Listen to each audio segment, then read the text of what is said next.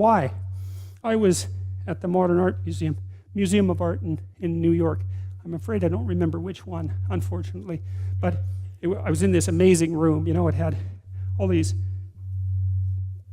priceless paintings from the late Renaissance hanging in it.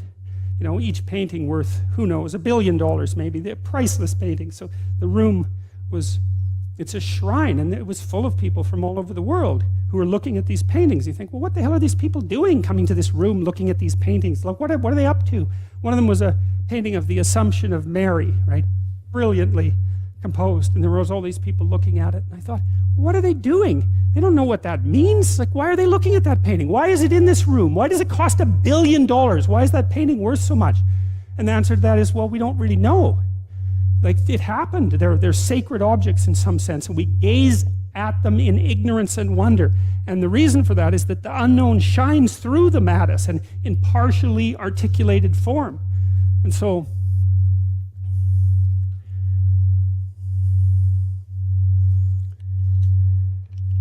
well, that's the role of art. And that's the role of artists, you know? And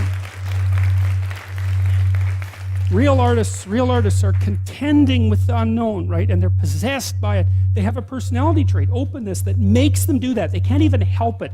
And I've had lots of creative people in my clinical practice, and I can tell you the worst thing for creative people is to not be creative, because they just die. Because it's like maybe you're a tree with a few major branches, you know? That's your personality. So if you're extroverted, man, you can't be cut off from people because you just wither. And if you're agreeable, you have to be in an intimate relationship or you die, you know? And if you're conscientious, man, and you're unemployed, you're just going to eat yourself up because you have to have a duty and you have to carry a load because you just can't stand it otherwise. And open people have to be creative. They have to be, because otherwise they die. They don't have any vitality. And so they're cursed with the necessity of putting a foot out into the unknown and making sense of it. And then they're also cursed with the necessity of trying to make a living while they're doing that, which they can't, because you can't. It's almost impossible to monetize creative action, as many of you who are creative will no doubt find out. It's very, very frustrating. It's not that creative action is without value, right? Because the creative people are entrepreneurs, and the creative people revitalize cities, and the creative people make things magnificent and beautiful. You think about what's happened in Europe over the last 1,000 years, say 2,000 years, this amazing, unbelievable collaboration to make things so beautiful that they're jaw-dropping when you walk into them. And you think about the economic value of that, right? I mean, I think it's either France or Spain that's the most visited country in the world. It's one of those two. I think there's more tourists in France than there are people most of the time. And part of the reason for that is it's just so damn beautiful. You just can't stand it. And you think, what's the economic value of that? It's absolutely incalculable. And what's interesting too is that you build that beauty in, and then the farther away you get from it in time, the more valuable it becomes, right? Instead of decaying, it has exactly the opposite effect. Its value magnifies. And one of the things that I'm deeply ashamed of as a Canadian is that our sense of beauty is so underdeveloped. We're so primitive. It's not even primitive, that's the wrong word, because, you know, I don't know what it is. It's second rate. It's second rate at least. It's terror too, because people are afraid of beauty. But the idea that art is, the conservatives really have a problem with this in particular, because conservative people tend not to be that creative. And it's a mystery by temperament.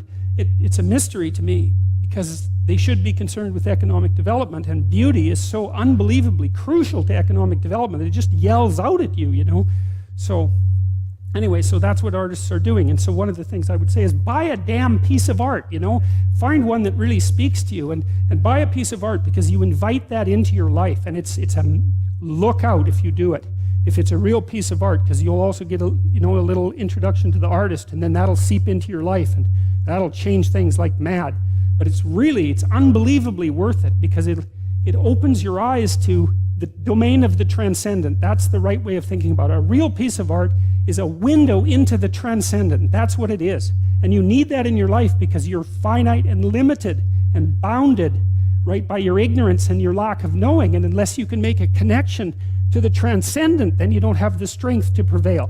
And that's part of the covenant That's part of the covenant with God. And you can see that because you look at these magnificent cathedrals that our civilization built over the centuries. You know, some of those, they're still building the Sagrada Familia in Barcelona, right? And it's an amazing building. I think it's going to take them like 300 years to build that. You know, people in the Middle Ages, they'd start building a cathedral and they think, we'll be done this in 300 years. You know, you imagine the vision that it took to invest in something like that. We look at quarterly reports. We can't think 300 years into the future to build something of that kind of remarkable, what? Those cathedrals are so, they're perfect, they're trees first, right? They're a forest, right? The Gothic cathedrals, they're a forest, and the sun is shining through the branches. That's the stained glass, and they're the perfect balance of light and structure, because they're representing something about the proper structure of being, which is something like the proper balance between light and structure. And they represent like the sacred tragedy of mankind. That's why they're in the shape of a cross, and they're open to the sky. That's why they have a dome, and they're full of gold so that it glitters, because that's like the city of God, you know. And you can see that integral to our culture is the idea that beauty is one pathway towards God. And if you can't find another pathway, then why don't you use beauty? I'm sure most of you do that with music, because music is the one thing that modern people can't be cynical about. Thank God for that. And I've been fascinated by music because of that. It speaks meaning to people, right? Even nihilistic punk rockers are so damn engaged with their music that they can hardly stand it. And you can knock on them and say, look, you know, you're having a transcendent religious experience, and they'll just tell you to fuck off, because that's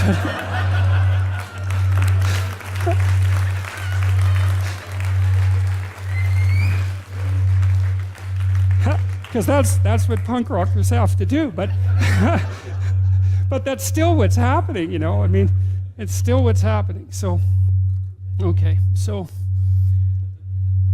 I got into all that because I was talking about the Bible as literature, you know, and trying to lay out, because we need in our culture to justify the arts, and you have to. I don't want to do that by talking about high culture, talking about something abstract and evanescent. That's the wrong way to go about it.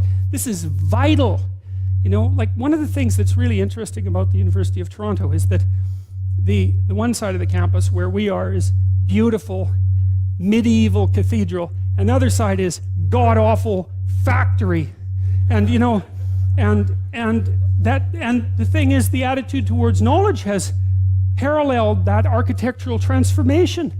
You know, at one point, the humanities, let's say, were a sacred endeavor, and so was the art of being educated in the university, and that's turned into, like, mass factory, and that's reflected in the architecture. This isn't accidental. None of this happens by random chance, you know. It's not like there's a conspiracy or anything, because there isn't, but that doesn't mean that these things aren't tangled together, and the loss of beauty in the universities is a catastrophe, because without that beauty, there's no call to higher being. You know, this is also why, you know, I've mentioned to people that they should clean up their rooms.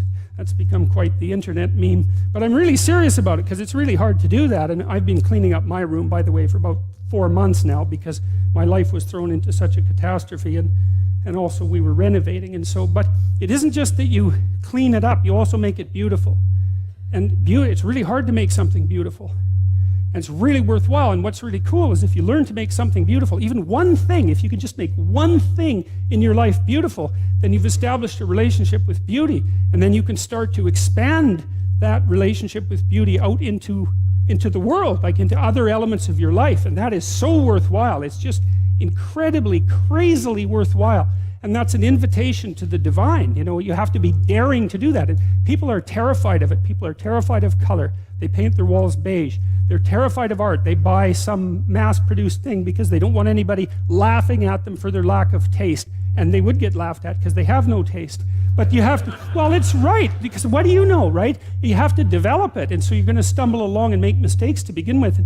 And you're going to show yourself, because if you buy, I think this is pretty, and you know, somebody comes over and goes, hey, what's up with you? It's kind of hard on your self-esteem, but it's you're stumbling towards the right, you're stumbling towards the kingdom of God, that's what you're stumbling towards when you try to make an aesthetic decision and to put something in your life that's beautiful, and it's unbelievably worthwhile to do that.